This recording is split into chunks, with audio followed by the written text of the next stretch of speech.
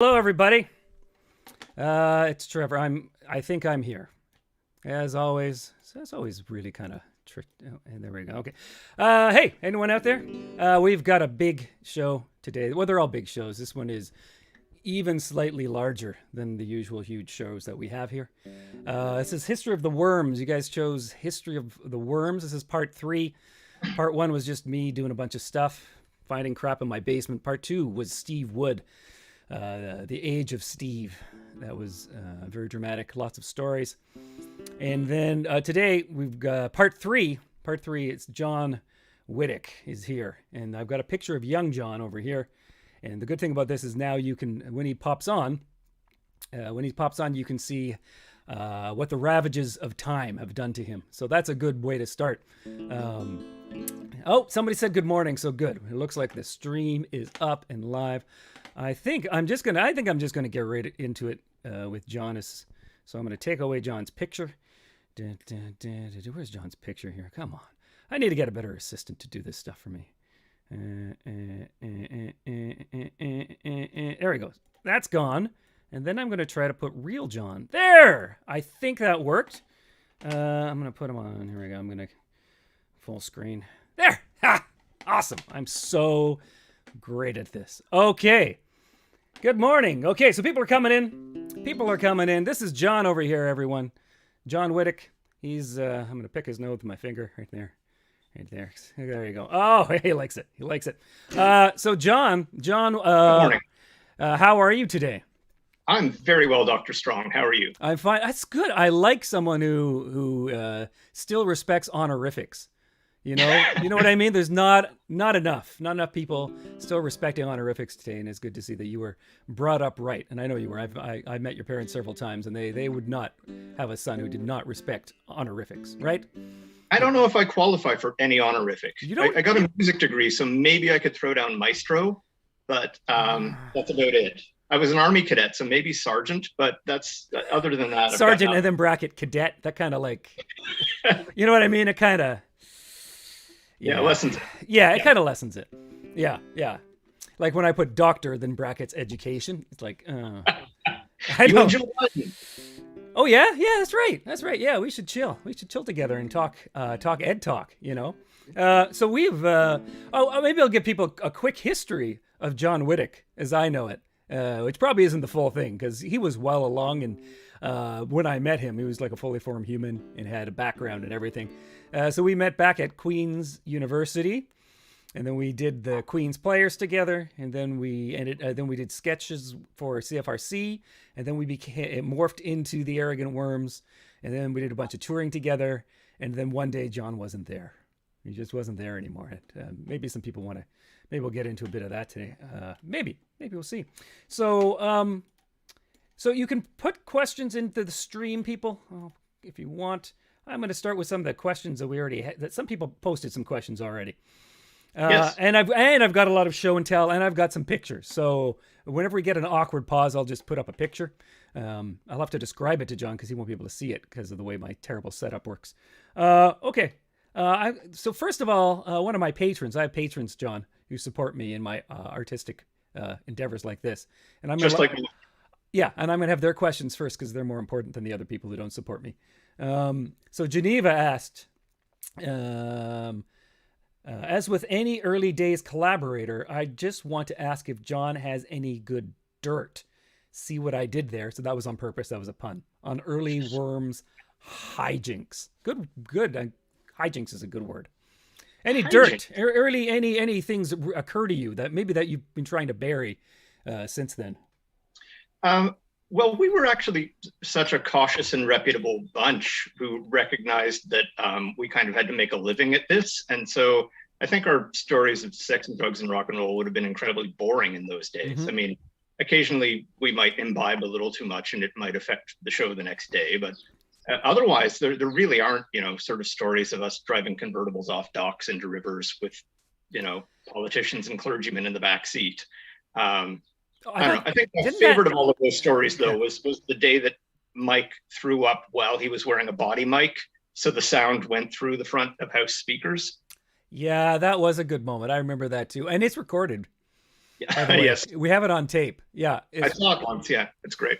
so that's all part of the show. Show business, right? The show must go on, and so that was that was Lunchbox Theater, I do believe, and In that Calgary. was the last show, wasn't it? Yes, we foolishly had our end of run party the night before the last show. And what happened therefore? So, what do you remember? What Mike's affliction might have been? We were at an Earl's, and he was That's the most rock and roll start to any Yeah. story. We were at an Earl's.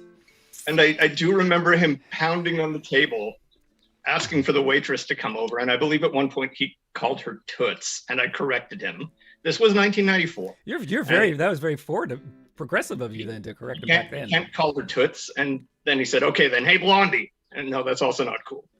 But they continued to serve him for some reason. And then the next day, because the show was at noon, he hadn't had nearly enough time to recover. Right. So he just helped his recovery on stage. And he didn't stop playing guitar in the song, except for like the briefest pause. But he came back on beat. He threw up on the beat. It was impressive. That's what kind of professional Mike McCormick is. Like right there, Yeah. That's a good story. That's a good one. So I also have all of these here. These are my old calendars. I can tell you exactly I can tell you I was looking at 1995. Oh my God, I just got exhausted just looking at the calendar. Like we were everywhere. Every day it was like, oh, Calgary today. Oh, then tomorrow we're playing Halifax. And then man, that was nutty time. Nutty time. Okay. Yeah. So Jen says, thank you for answering her question because she's here. Thank you, Jen. Oh, Carolyn. Boy, the patrons are getting right into it. They just want So Carolyn asks, and Carolyn, by the way, is the official patron of this show. I'll do the official announcement later. I don't know if Carolyn's here yet. Or what was the reason for leaving the group, John? What was the reason, John? You can tell me now. No, the honest truth is some people are cut out for life on the road and some people are not. And I really did find that being out for 6 weeks with the same 6 shirts was really exhausting. And every time we got home off a 6 or 8 week tour, I'd get sick for 4 or 5 days. I clearly wasn't taking care of myself. And I was just, at that point, we'd been doing it full time for about 2 years. And I just knew that it wasn't for me. And I was tired. And so I went into a boring normal life is the honest truth. And then you upgraded, and not surprisingly, shortly thereafter, you went on to fame and fortune and big venues and North American tours. So I think I did us all a favor. Well, you did Chris Patterson a favor for sure. He was going nowhere, that guy, till he got his great opportunity in the Arrogant Worms. That's for sure. It's true. Yeah. You really helped that guy out a lot. I was an upgrade. It was a different tone though. I mean, what happened when Chris? I was the wacky guy in the group when we started, kind of. Remember? And then he came in, and he was like all dancy and goofy faces, and I was like, what the hell am I going to do now? Like, this guy is better at my shtick than I am. So then I had to kind of become a straight guy. Yeah, well, you put him in his place by handing him a bass. Yeah. Right? Maybe when Chris Patterson comes on the show, because he can talk about that. But I'll just mention that. So Chris, when we got him, he joined the group. And he's like, one of the first things we did was we handed him the blue bass, and it's like, and he'd never played bass. It's like, oh, what's this? Like, yeah, you have to learn this now. You're playing bass. Yeah, I wasn't going to be bothered playing bass. Come on. That's degrading. Holy jumping, being the bass player. Mike already had the guitar. So, I mean, even playing shaker is a step up from being the bass player. I didn't say that when Steve was here, of course. So yeah, we kind of went through bass players like Spinal Tap did with drummers. For sure. Yeah. Although you played a lot of things, though. You played the train whistle. You played the jaw harp. Yeah, I still got that. I might have it within... Oh, do I have it within reach? I usually keep one within reach. I don't know where I put it right now. Yeah. There were always your comic harmonica solos. Yeah, I got that here. Yeah, I used to try to keep them where I can get them. Oh, I don't know where I put my boing boing. Anyway, yeah. So, okay, so there's another exciting answer to a great question. Thank you, Carol. Yep, okay. Let's see if any guy got any live questions going on now. No, just some statements. Just Right. statements so far, but I got more questions here. Unless I want to do. Oh no, okay, let's do another one. Okay, here's just a simple fact-based question. This one should take no time whatsoever. Who wrote "Don't Go Into Politics"? We did. Yeah, You and me. I got it right here. I have it right here. Yeah. Oh, here we go. Don't go into politics. Um, Right there. I'm putting it up to the camera. It says October 27th in 1990. Trev and yeah, that would have been one of the early ones. For Trev sure. and John. Trev and John. So 1990. I also have from that same day. Same day. I mean, here you can't see this, John, unfortunately, but I'm holding. So there's we wrote that same night. We wrote "Don't Go Into Politics." We wrote "Let's Go Bowling" the same night. Yeah, There I you would go. have said, yeah. We wrote 2 songs that did not stand the test of time. Although I have played this one recently and really liked it. "Dead Things Taste Good." Yes. We wrote the same night. And "All of Me," the cannibalism love ballad. Fantastic. What a night that was. Jesus Christ, how? Wow, I can't write a song a month anymore. Like, it takes me months to write a song now. We just wrote 4 songs, probably in like 2 hours. Wow. But then we took "Let's Go Bowling" to Mike, and he went through and corrected it all because he was actually a bowler. In fact, he owned his own ball. And he just said, "No, that's wrong. That's not how this goes." And he corrected it. So we didn't have a fact checker back then. But Yeah, and it was the same thing with the fishing song. We had to take that to Steve because he was the only guy who actually fished. Yeah, yeah. So it was good. That's why it's good to have a group, you know. I kind of have a related story to that because sure. Yeah. it was always interesting to me that, like, when we wrote "Pirate," I don't know if you've already talked about this, but you actually came into the room with an idea for a song called "The Ghost Fisherman of Club Med." I have no recollection of what you were talking about. Yeah, no, you said, "I want to write a song called "The Ghost Fisherman of Club Med," and we played with that for a little while and it didn't work. And then we got out the Atlas, and within about an hour, we had the last Saskatchewan Pirate. But it was really methodical. It was just sort of, okay, this goes here, this goes there, this makes sense. Okay, this is kind of funny. Put it together, and it was more like a day at work. Yeah. Whereas I think the hardest we ever laughed was sitting on your porch on Earl Street when we wrote "No, There's Nothing Wrong with Killer Robots from Venus." Yes. We wrote "Killer Robots from Venus." We, like, every time we came up with a line, we were just crying, laughing. It nearly killed us. We thought it was the funniest thing in the world. And it's an okay song. Yeah. No, it's I've described this to people because I've been doing the occasional, like, I'll request live stream thing, and whenever someone actually requests that song, I just go, yeah, well, this is one of those songs. There's songs that you write and you know they're good, and then the audience loves them, and then there's songs that you write and you think they're good. Yeah, we thought that was fantastic. And we thought that was gold. I still love that song, but yeah, it's of the songs I've written like that one, and the one when I wrote "Mrs. Caddo Loves Her Budgie," I thought that was, like, I did that all by myself, and I was laughing like that, like, oh my god, I am so hilarious. People are going to freak out. I have reinvented comedy, and I play it, and people are like, Oh, I remember it killing live. I really enjoyed it. Yeah. Thanks, John. That's nice of you to say. Sincerely, I really do. And is Rob on? Is Rob Caddo on this right now? I hope he is. Well, he can't. I have had him on a show about Lord of the Rings, but the time zone didn't even work going this early. It was still too late for him because, like you and me, he's also now a middle-aged, boring man who needs sleep. I showed all of his pictures from being on Lord of the Rings as an elf and an orc and a human. He wasn't a hobbit. Wasn't a hobbit. He was too tall to be a hobbit. Yeah, but he's been sort of on the show, kind of. Yeah, basically everyone from my past will eventually be on this damn show. Because no one I don't know personally would ever agree to do this. Like, why would they? You know? Yeah, they just wouldn't. Okay. See, somebody loves Killer Robots from Venus. Okay. Yeah, Carolyn likes it. Carolyn likes it. Carolyn's here. Hey, Carolyn. Yeah, that was a.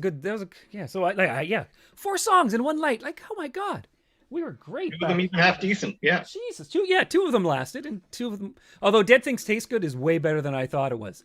Yeah, I'm gonna start playing that one again because I thought it was. That's one I thought was crap, and I played it again. And went, oh, hey, that one's kind of funny. Dead things taste good. It's really catchy too. It's only 2 chords because that was just when I was starting to learn guitar. It's a deep song. It's prophetic. Yeah. The death songs. We had a real death kick back then. We had a lot of, Yeah. Okay. So that was okay. Let's get to another question here. No, I don't like. Oh, here. Ross has a very good question. Hello, Ross. This is he's digging a little deeper, even though he asked this question in the past. But I could tell in the past he thought your answer was somewhat evasive to leaving the group. So he asked, "Did Angry Mike make you feel small? Is that why you left?"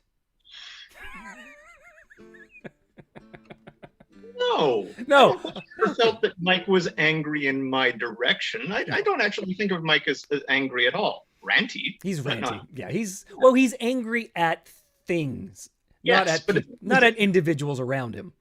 No, he's angry near us, not at us. Exactly. Yeah.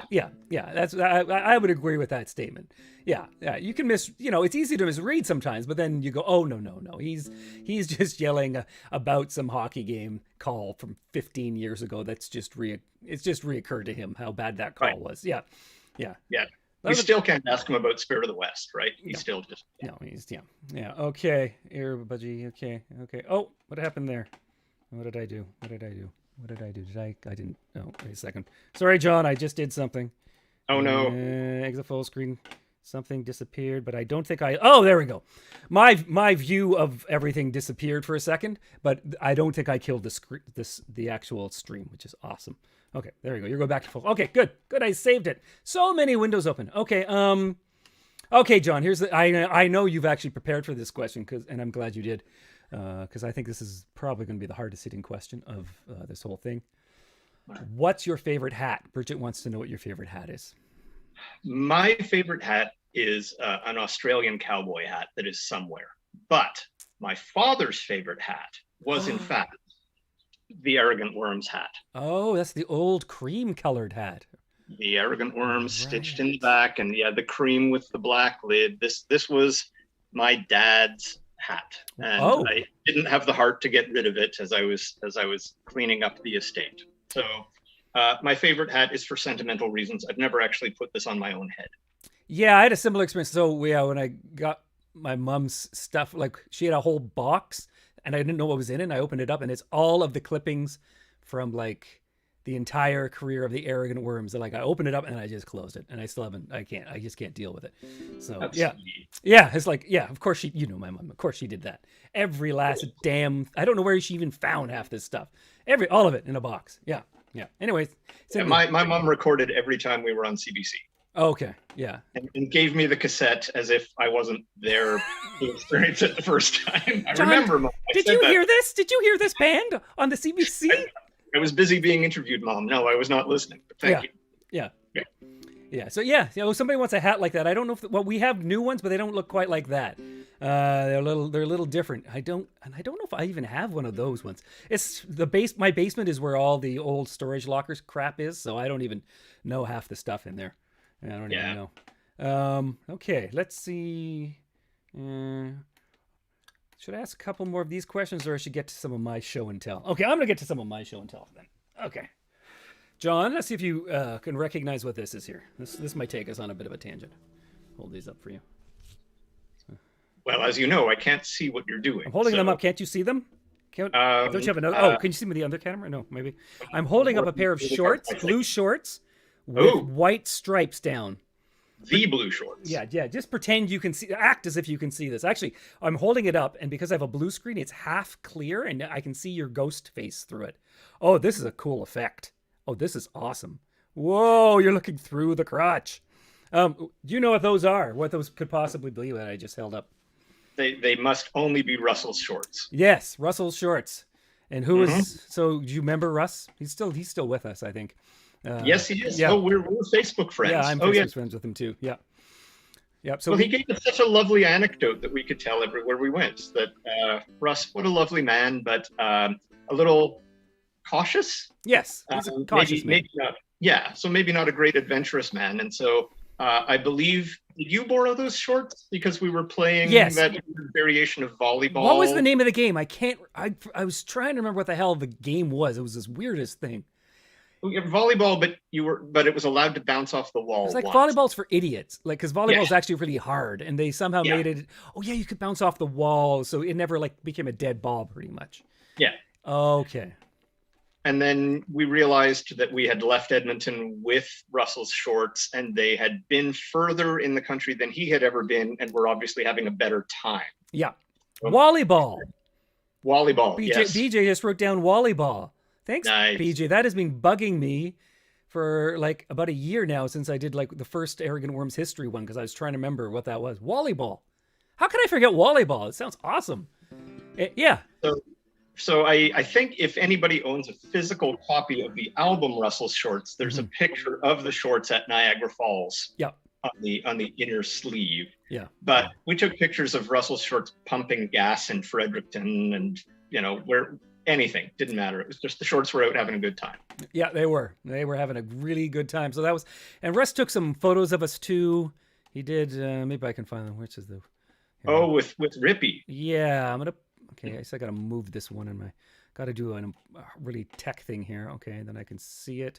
And here, it's over your head at the moment. I'm gonna move it away from you. There it is. So yeah, it's right beside you now on the. I don't know which. Yeah, there. You're looking the right way. Nope, that's the wrong way. There. That's really good, John. You still got some good showbiz instincts left. So that's a picture of, as John, as you can plainly see, that's the three of us standing in suits holding Rippy the Gator. And Russell of Russell's Shorts took that very picture. You see how deep this goes, people? Layers upon layer. Okay, I'm gonna take that off. And do people know that Rippy was an actual money sack? That we would pass Rippy around and people could put money in his mouth? I don't think they know that, John. I don't think, because I'd kind of forgotten that. So I'm going to put that back up again. See, you see Rippy? Yeah, you see Rippy there? Yeah. Yeah. That's his, yeah, Rippy. He's a doll and he's empty, and we used him for busking. Do. Okay. Oh, I have two worms with Rippy up. Oh my goodness. Oh, this is so unprofessional. Well, where the heck is the other one? I got to get rid of that other one. Where the heck is that? John, just keep on rambling if you want. Well, it's a question to you. Did you do any busking after I left? Because you really did move up to, bigger theaters and shows across North America. So at a certain point, you would have given up Pass the Hat shows, right? Well, really until this past year. Busking basically on the internet now, which is, come full circle. But I don't know if we did too much busking after that. We did a lot of outdoor shows. Maybe we still busted a couple of the bigger fringe festivals, like Edmonton Fringe, where you could do it on an outdoor stage and you have a full sound system, and because you could still make a bunch of cash because you'd have 1,000 people watching the show. But no, I think what happened is you paid all the dues, and then Chris walked in, and things were fine, right? For him. Yeah, it's like he comes into show business, like, oh, what do I pay my dues? Oh, no, you're good. That guy over there, just waving from the bar. Hey, yeah, he paid your dues. There you go. The angry one with the bullet wound, yeah. Yeah, he got the crappy story. He's got the stories of hardship and woe that he can tell for the rest of the life, but no, nothing past that. Yeah. The sleeping on floors days are over, kid. Yeah, there you go. Yeah. Okay, that's good. Okay, what are I'm trying to see what other. Oh, here we go. Here's a new one. I think I showed this one on one of the previous shows, and you can't see it, but I'm holding up a ticket that is written by the hand of John Whytock. This is a ticket for Arrogant Worms, who will be performing at the Treehouse Cafe Saturday, November 2nd. $3 whole. Ticket from our first show. $3 for our first show. So our 30th anniversary is November 2nd this year of our first full show. If we want to take that as the anniversary. So the 30th anniversary of our first Arrogant Worms only show is November 2nd. Nice. I think people should get a holiday off. That should be a day off for everyone, I think. So I do remember that we made enough money that we did the show in this venue, but it didn't serve alcohol. It didn't serve alcohol, no. So we went down the street to the Grad Club. Yeah. And we bought a couple of pitchers with the money we'd made from the show. Yeah. And after that, I think there was still $6 each for us to take home. Yeah. And we really were feeling like, this is the life. Oh, yeah. It's like, whoa, man. Yeah. It's amazing. Yeah, it was amazing. I remember that. And I remember the busking in the summer, and we get our money, and then we just go to the brew pub and drink until we ran out of money. Yeah, and that was still oh my God, we turned that into this, into gold. into gold. This is we're like sorcerers, comedic sorcerers. That's what we are, man. Okay, I'm gonna see if anyone. I'm gonna go back to my little list here, or see if anyone who's watching has a question. You can type one in if you want. I don't see any. I don't see any new questions yet. They're three. Somebody says $3. What a value! It really wasn't a value back then. We weren't very good. We're enthusiastic though. We were workshopping. Yeah, we definitely were laying it all out there. Yeah. I think $3 was, I think, a fair price. I don't suppose there's anybody on this who would remember Rob the engineer. Oh, well, I remember Rob, but you don't. So Rob the engineer had the task of introducing us at every show. Yes. And then it became a bit that one of us would have to introduce Rob so that he could introduce us. Yes. Oh, so I forgot that. Yeah, he had his one of his big birthday parties at one of our last Hughes Room shows. Yeah. I forgot about that bit. Oh, yeah. Your mind works better than mine. Probably because you got out of this early.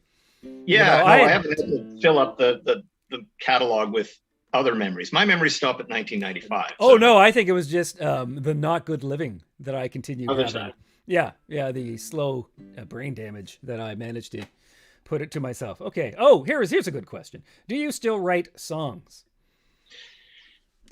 Not really. I found that once I had kids that, getting them into bed and asleep and then going and picking up the trumpet was not really practical. Mm-hmm. So it faded away. I did play in other bands after the Arrogant Worms, but I finally retired from music at about age 40. And I got asked back to do one reunion show with one of my other bands, but really since then, no. So I play. I have this guitar, and I'm a bureaucrat. And when I'm on meetings and I don't have to have my camera or my microphone on, I play guitar just to keep myself awake and aware. But no, I haven't written a song in a long time. But now my 14-year-old son, who is becoming a pretty good musician, I'm trying to coax him to start writing songs. Mm-hmm. So I think I might get into that game, and maybe I'll become like the dad of the Beach Boys and be that megalomaniacal crazy person who drives his children to do better than he ever did. I think that's a good look for you. I think you can totally pull that off. Yeah, I would try that. My kids don't want anything to do with me though, so. Yeah. I don't know where my children are right now. Yeah, my son's an awesome musician, but he won't write songs, or at least he won't admit to writing songs. He can play almost every instrument, like at a pretty incredible level, but yeah. What I want to do is form a rock band and force my children to be in it. I think that's an even better look, like the old guy with forcing the kids to jam out with dad. I think I might do that. I think I might. I'm in line for another mid-age crisis. I've already had a couple, so I think I might. It works, like that's where Haim came from. Mm-hmm. They were in a band with their parents, and eventually split off and became their own. Yeah, I think it would be good for them. Yeah, mm-hmm. I think it'd be good for them. Okay, let's see if there's any other questions over here. Let's see. Because I might bring out some more. I'm going to bring out some pictures which you can't see, but I'll just describe them to you because I got a whole bunch of pictures here.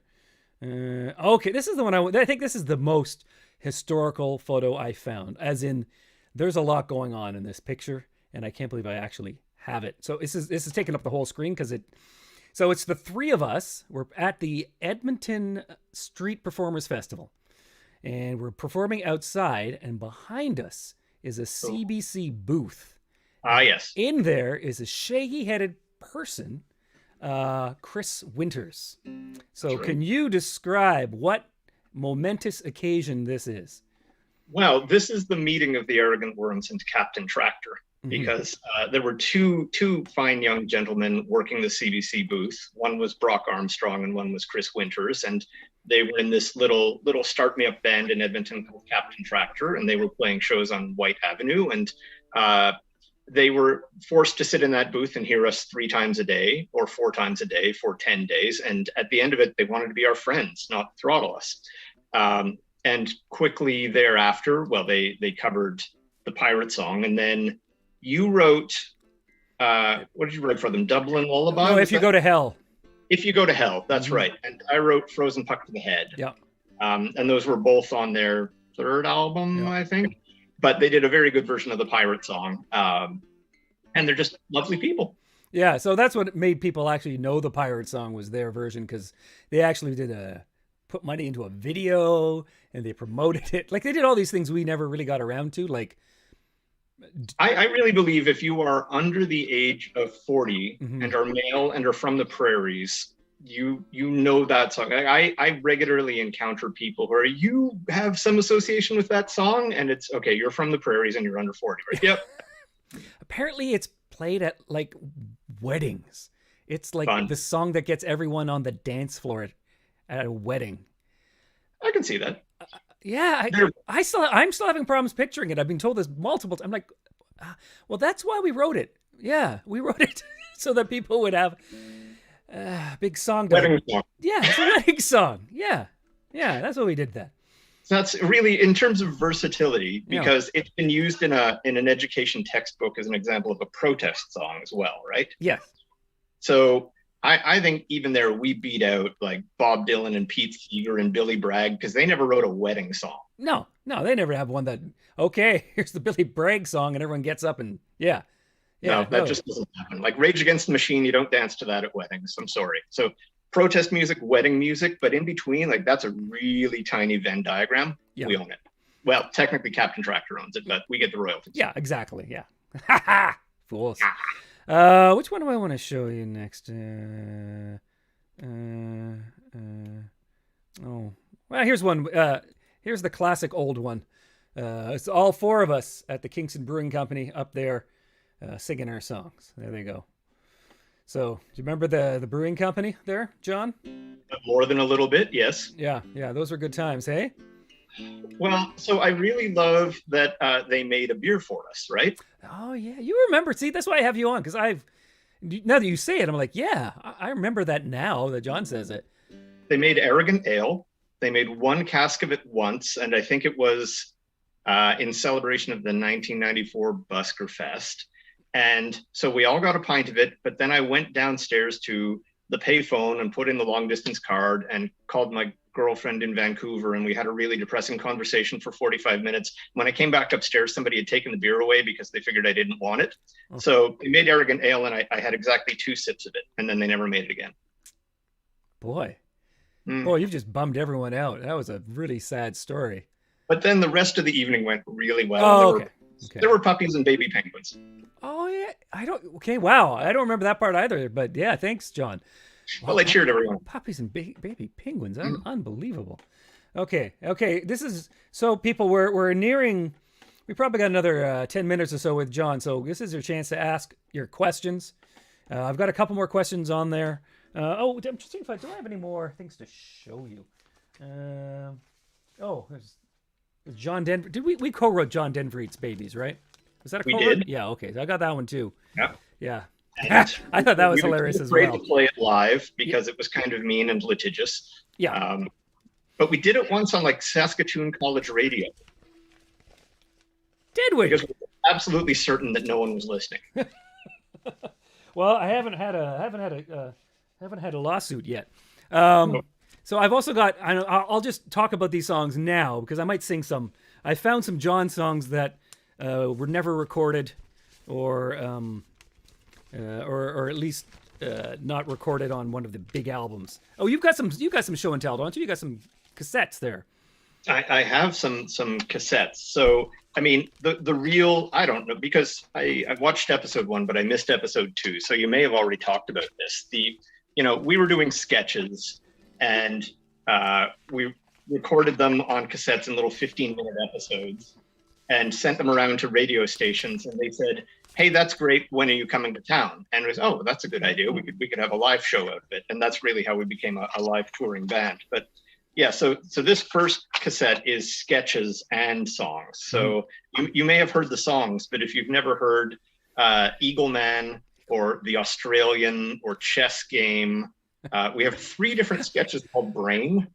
Forgot. Brain 1, Brain 2, and Brain 3. I'm not really sure about that. Captain Cannibals is on here, as is Old Kelty, and The Honest Party, and yeah, Where Are They Now? I don't know. Lots of quality sketches on that. So that was the first Arrogant Worms cassette. Mhm. And then there was the second one, Mr. Dopey's Automatic Head, with that fantastic graphic design that was done on my 24-pin printer and my 386 computer. Wow. And this one, I believe, is all songs.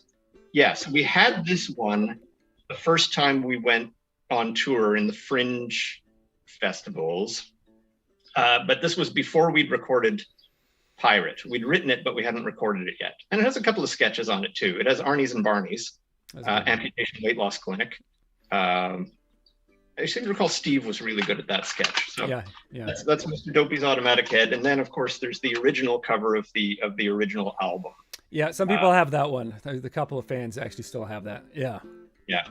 And this was before you realized that you should hire a real artist. So I'm proud to say that I drew that, and I drew that logo, and you then, turned professional when I moved on and things got a lot better.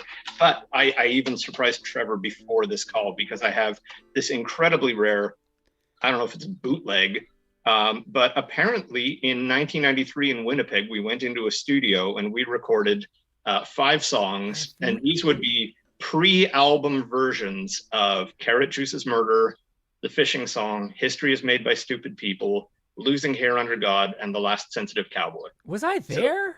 I have no recollection of any of this. Yes, well, I can't play it to tell you, but I'm pretty sure your voice is on here. So I have no way of moving music from cassette to other things, but if you do, I'll courier this to you. Yeah. July 1993. 1993. Wow. Yes. That was the Gord tour. The Gord tour. Okay. Yeah. I have a picture of Gord somewhere here too, actually. Where's my, here, Worms with Gord. I'm going to put that on right now. So there we are. 4 of us. I don't even know what festival that is. But Gord's playing bass there, because it was his turn to play bass, because we went through a lot of bass players. Wow. And then I think I had another shot with Gord in it. So Gord, for people who don't know, Gord was in just briefly. He kind of filled in for just after Steve left, and he never signed on full time. He said, "Okay, I'll go do a tour with you guys and hang out for a bit." So let's take that one back off. I thought I had. Here it is. There's a picture of all 4, like the 4 of us with Gord, and we're all wearing white, and we're sitting on a couch. Yes, and we used that as the shot for the posters for The History of Everything, which was our Fringe show that year. Oh, we did. Wow. Okay. Yeah, thanks. This has been very informative so far, John. Wow. So I'm trying to find my calendar back here from 1993 to see if I can find when we actually went in for that. So, yeah, 93, we did the Winnipeg Fringe, and we had an indoor show and an outdoor show, and we didn't starve only because we could stay at your parents'. Yeah. And we went to Saskatoon, and I think we were only outdoor there, and we were just making enough to get by. And then we went to Edmonton, and we had a sold-out run, and we made so much money that we bought the van the month after that. And I remember us going to a bank in Edmonton with $17,000 in, 2s, 5s, and 10s in a plastic dinosaur case. Right. And trying to deposit the money, and the teller was like, "Yeah, we're gonna have to phone your home branch on this." I'm like, "We're depositing." Oh yeah, I do remember that. I do remember that. Okay, phew. There's one I remembered. Oh God, the Winnipeg in the. So was it like? Did we know this person who had the studio? Like what the? And so many questions. Okay. So many. I have no idea what those sound like either. If there's anyone out there with a cassette recorder, if there's anyone alive with a cassette recorder, we need to know what this sounds like. Okay. Wow. Yeah, this is okay. It's maybe I'll make that another show. They'll just be playing those. The release from the vault. I mean, I could probably figure out a way to get those from cassette to, or it's probably somebody could do it for me. But anyway, yeah, you just keep it for now. Maybe. Yeah, maybe when next time we come to Toronto, if we ever are allowed to perform again. Wow. Okay. Jesus. You'll have to find a new venue. Okay. Yeah. Sorry, Hughes Room is gone. Yeah, Hughes Room is gone. I was gonna check. Okay, any last minute questions, people? Let me take a look here. No, they're just talking about stuff. Yeah. Okay. They have no question. They just want to.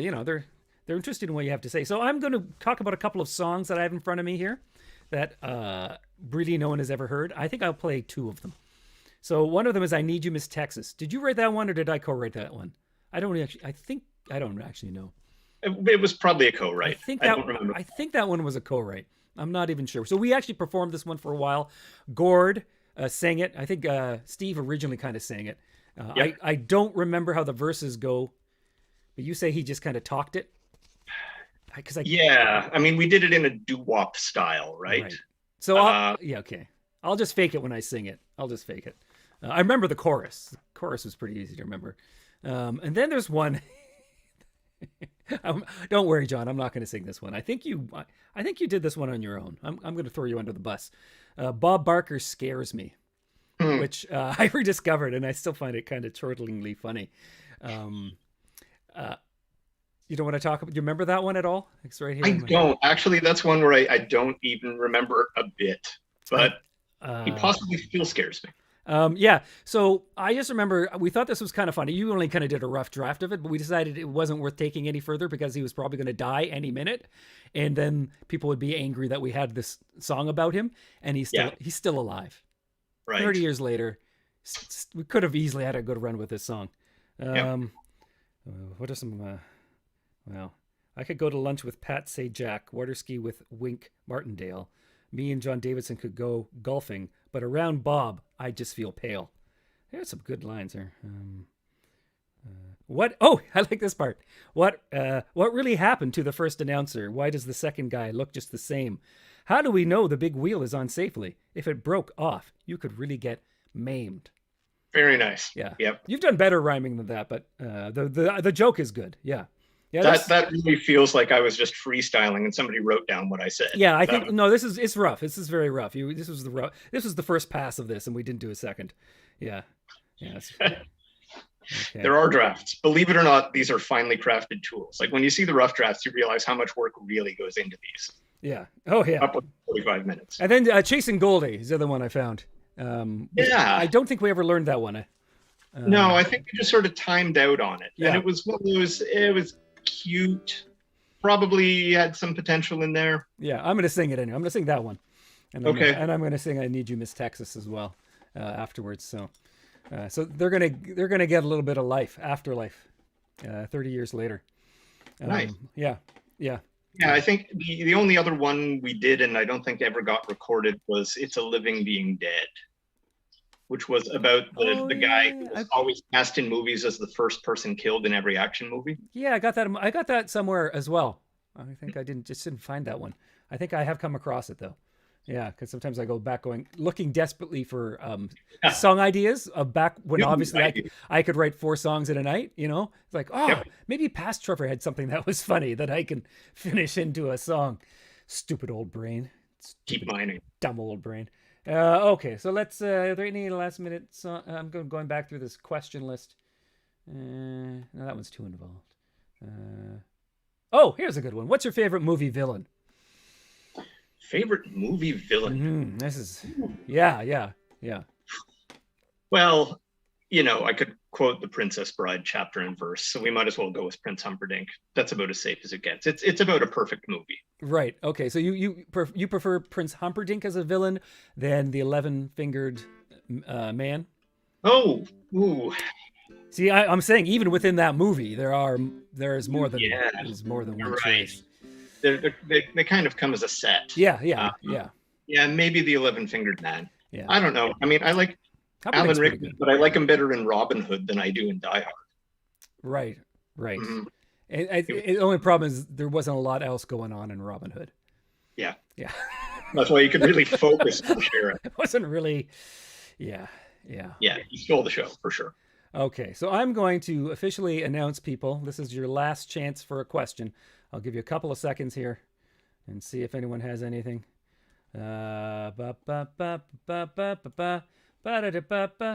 Okay, come on, give you any questions for John? Tweet at me, and I'll be startled because no one's ever tweeted at me yet. Does anyone have a question? A question. People are agreeing with you. Princess Bride is fantastic, by the way. They're all on board on that. Come on, this is your last chance, people. Get in there. Can't take a. So people they're just panicking. They're just like the stress is on them too much. It's like I'm a very dull comet, and I won't be back for another 24 years. Exactly. Yeah. Very dull. I may have melted away by then. That's why, yeah, you never know. That could be, it could always be the last time. Mhm. No questions. Okay, people, you're not gonna sleep tonight. Anyone? You're gonna go. I like. I had that question and I didn't ask, John. Okay. Well, okay. I think, John, do you have any final words before I put you back into the ether? It's been a pleasure, Dr. Strong. Have a good show. Well, thank you. I'm just gonna sing 2 of your songs, and that's gonna be about it. And then we're gonna have the people pick next week's top. Well, 2 weeks from now. I do it twice. I was doing it every week, and it was too much because I'm just too old. It's too much entertainment in anyone's life. Yeah, that is true. That is too much entertainment. Yeah. You need this, and then you need the week for the study group to really talk it through. So they're still just putting more statements on, John. Okay. Like someone said, my friend and I watched a viewer's cut of Robin Hood that just had Alan Rickman's scenes. Oh, that's fantastic. That would be so much better.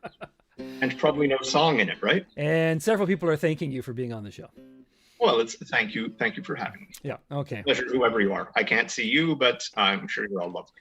Okay. Well, I'm going to end this meeting and hopefully just end it with you and not the viewers at home, because I really want to see what happens to these songs of which I don't really know how they go. And I can claim with all sincerity that I was not in the room when it happened. Okay. Excellent. Okay. Well, bye, John. I'm waving goodbye. My finger is over the end meeting for all button. It could happen at any time right now. Oh, there he goes. Okay. Yeah, now you can see my screen there. I'm gonna, okay, I gotta get rid of that. Where is that? So unprofessional. Oh, come on. Where is that? Come on. Where are you? Up here? No, further down. Sorry, everyone. I'm just trying to get rid of that. There we go. Off. There. I'll put John back on. So there's John. Younger year John right there. So thanks everyone for coming. I'm going to sing 2 songs for you to end off this, and then we'll figure out what we want the topic for next week to be. So these are songs from the past. So the first one, we did perform a little bit. I Need You, Miss Texas. Just a little bit. I pretty much did nothing on this song. I just kind of went doo-wop, doo-wop. That was all I did. I did nothing else in this song. I just stood around. I think I did kind of like that thing. And like I said, I don't remember how the verses go at all. I try to remember, but I know how the chorus goes. So this is called I Need You, Miss Texas. And we performed this. I don't know, we never recorded it though.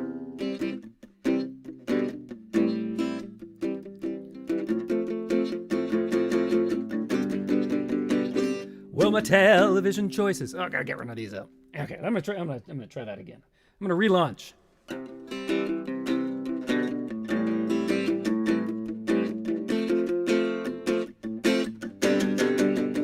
Well, my television choices were looking kinda bleak. It was a lonely, quiet evening in the middle of the week. Oh, I should tell you, I have no idea if this is the final version of this song. I've just got like this printout, and it's got a bunch of stuff kind of crossed out and put in. This is probably not actually the version we performed, just so you know. Okay, I'm going to start over again. Okay. Eventually you're going to hear this song. Well, my television choices were looking kind of bleak. It was a lonely, quiet evening in the middle of the week. Then I hit the right channel, and my life began to peak. You were the girl of my dreams. You were young and blonde and lovely. Your body was so lean. I loved the big white smile when your teeth are Vaseline. You were perfect in your swimsuit. You were probably 19. And in my heart, you'll always be my queen. I need you, Miss Texas. I really do. There's a puddle on my shirt, 'cause I'm drooling over you. How could they pick Miss White and leave you number 2? Oh, Miss Texas, I will always be true. Oh, I captured all your glory on my beat-up VCR. How a sophomore at beauty school could ever get so far. I fantasize about getting you in the backseat of my car, and so do all the guys at Harry's bar. You're young, you're educated, you give me lots of fun. I wanted lots of pinup girls, but baby, you're the one. You're better than anything I've seen on page 3 of The Sun, and I admire your vision and your buns. I need you, Miss Texas. I really do. There's a puddle on my shirt, 'cause I'm drooling over you. How could they pick Miss Hawaii and leave you number 2? Oh, Miss Texas, I will always be true. Oh, I need you, Miss Texas. If you leave me, that would be my greatest fear. I need you, Miss Texas. I need you here and here and here. You mean so much more to me than the Playmate of the Year. Miss Texas, I will always be true.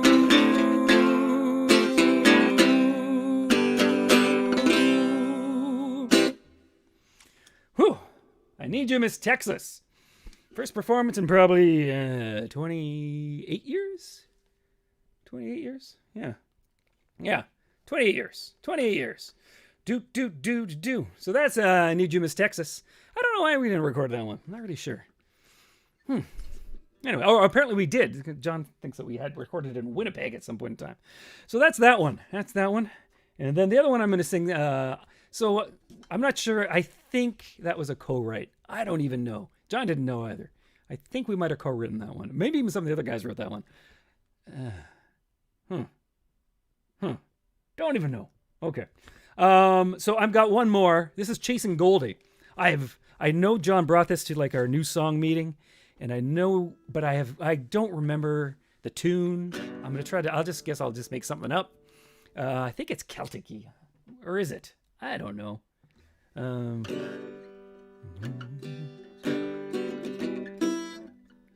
Maybe G? Should I do it in G?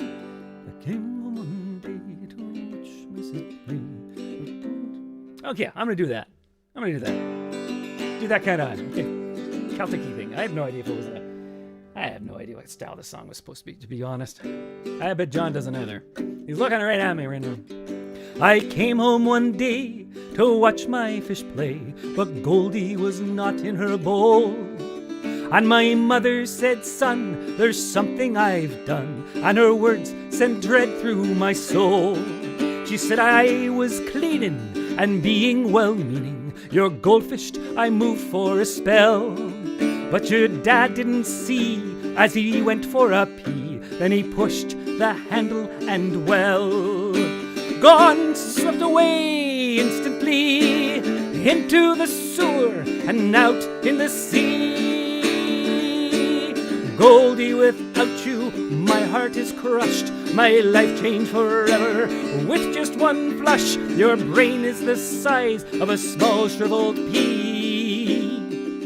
But do you think of returning to me? Come back to me, darling, I'll show you my thanks. No more bowl for you, but the finest fish tank. I'll use filter water and shiny glass stones. I'll buy you a plastic ship and skull and bones. Or you keep peeping and staring at some other man, eating dandruff like food from a stranger's can. Did he give you a tank toy to swim around? Did he give you a castle, this prince you have found? Oh, Goldie, without you, my heart is crushed. My life change forever with just one flush. Your brain is the size of a small shriveled pea. But do you ever think of returning to me?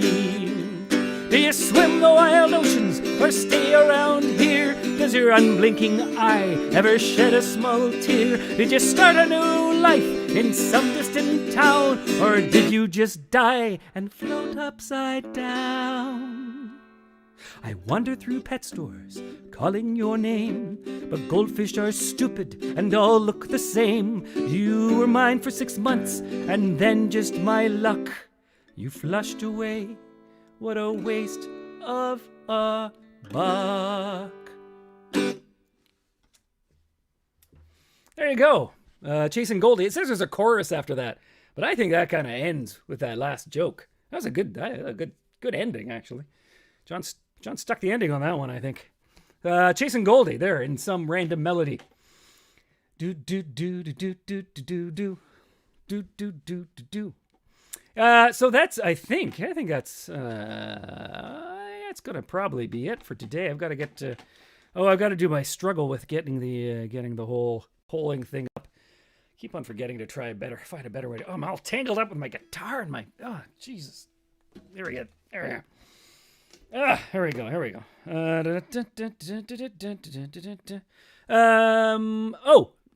I do have one thing to do. Let's get John off here. Where's that giant John? Where's John? There's John. Promo. There we go. Let's get rid of him for a second. And so my patron, Carolyn. Carolyn is my patron for this show. Official show sponsor, Carolyn. Even though it's not quite centered. You can see it. It's supposed to say Patronus Maximus. This show survives on patrons, and I put out a new Very Grim Fairy Tale every month just for patrons, so be patronizing towards me, please. And I can keep up this incredible show. There we go. Okay, back to getting... Oh, wait, I can put this down here now. So many things open on my screen. If you have any last-minute questions or comments, just put them in while I'm doing this. Or talk amongst yourselves in the chat. There the worm on Twitch. There we go. I bet this is where people watching the show later just check out. I bet it's right here every episode. They go, you know what? This dude is just like, he's just on his computer trying to find stuff now. I think the entertainment part is over. I think the entertainment part of the show might be, but this is the voting. This is democracy. Democracy in action right here. That's what we're going to do. Okay, I'm going to pause that. Then I'm going to go to my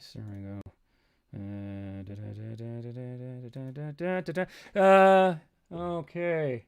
So if you are on Twitch, you can do this. If you're not on Twitch, if you happen to be on one of the other services, you are out of luck.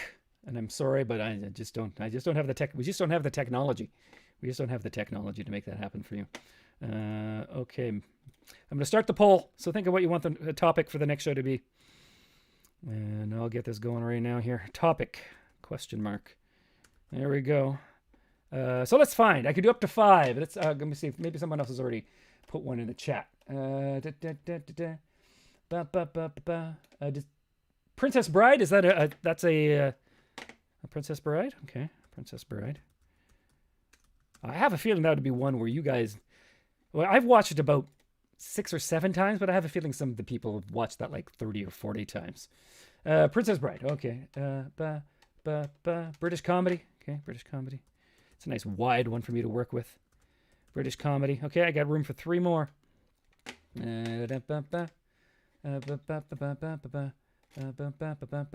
Squirrels. Squirrel's a perennial favorite. Hasn't happened yet. I think it was 2 days ago. 2 days ago. This is in a coach house, an outhouse, like, well, not an outhouse, but an outbuilding, about 20 feet from my house. So I walked in here, did my work, went back inside to get something to eat. There was a dead squirrel on the path back to my house.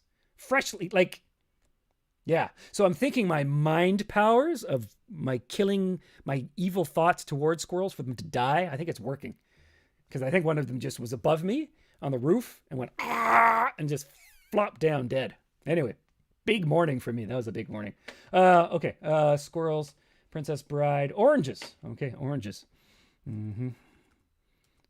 Oranges. I got room for one more, but I don't have to fill them all. That's enough. That's enough. I'll give you one more second to think of one more. Make as you wish. Okay.